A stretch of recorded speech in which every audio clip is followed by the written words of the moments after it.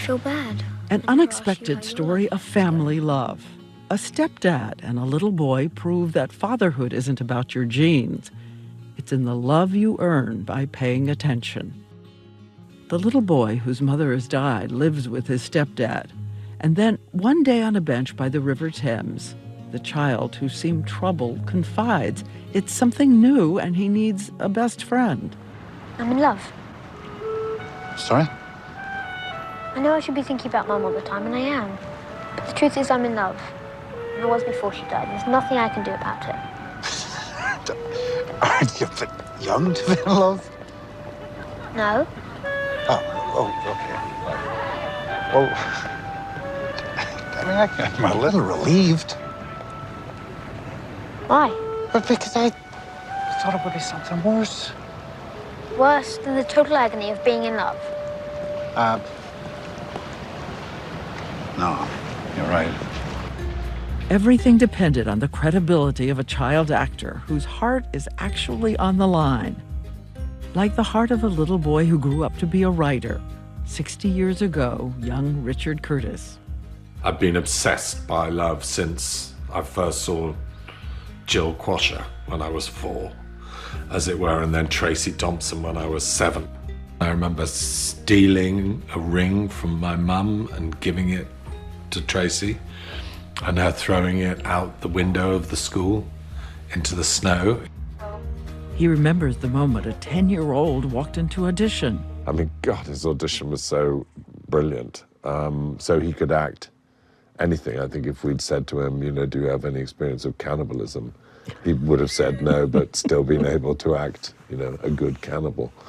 I mean, I love that line of the total agony of love, because it's what lots of us feel. You're not really allowed to say it.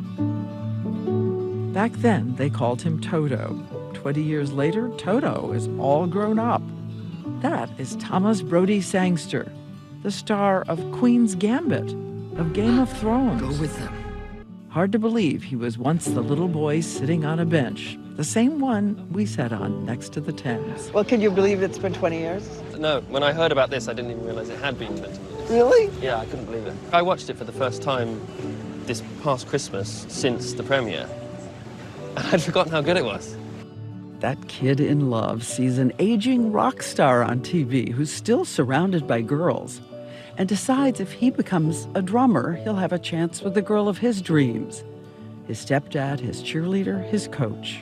I mean, Liam was amazing. He treated me like his son. He was absolutely lovely to me. Just created this environment where I was very comfortable.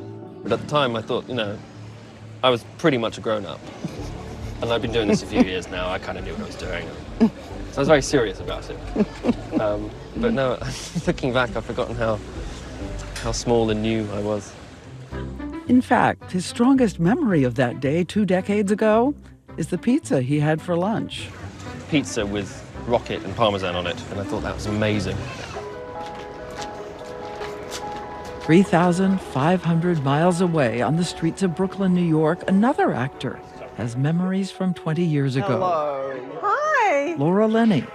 In the movie, she is always taking the phone calls and rushing to the side of her brother, who is in a psychiatric hospital.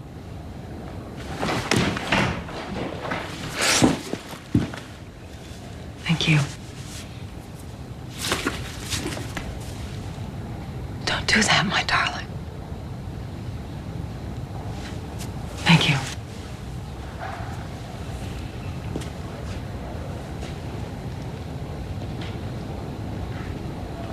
Don't do that.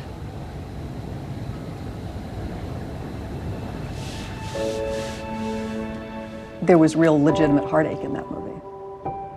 You know, love actually is not just positive love. It's also the repercussions of love and the responsibility of love and the heartbreak of love. It's the feeling inside young Richard Curtis. His sister had a lifelong struggle with mental illness.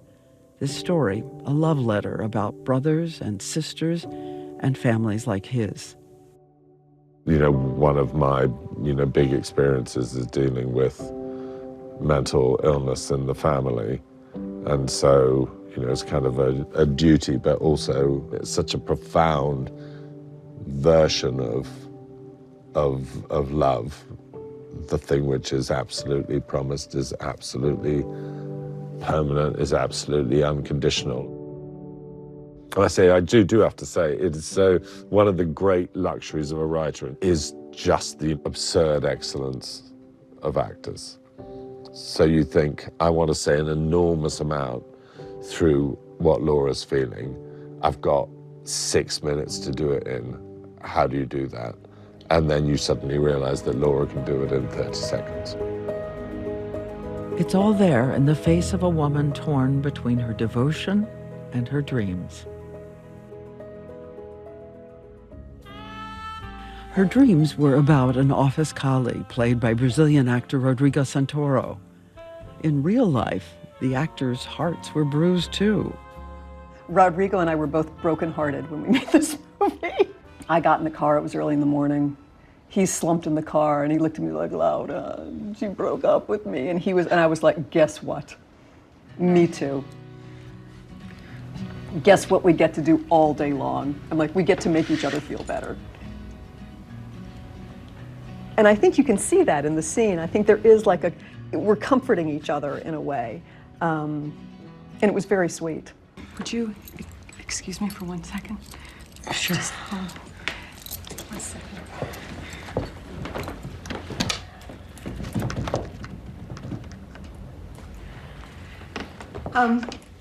Okay, that's done. The interview ends with a casual walk in Brooklyn. This is exactly the Brooklyn I dream. But when I was 3,500 miles away, ending the interview with Thomas Brody Sangster, it was a little more abrupt. We had to stop. The police said we don't have the proper permit, and they're going to arrest him. Oh, they are? Now we run. As we flee, we do try to grab a piece of that pizza for old time's sake. Now it's a panini. Quite high then, right? Well, not bad. I suppose it's kind of pizzeria. My work is done. Thomas Brody Sangster is swarmed by fans.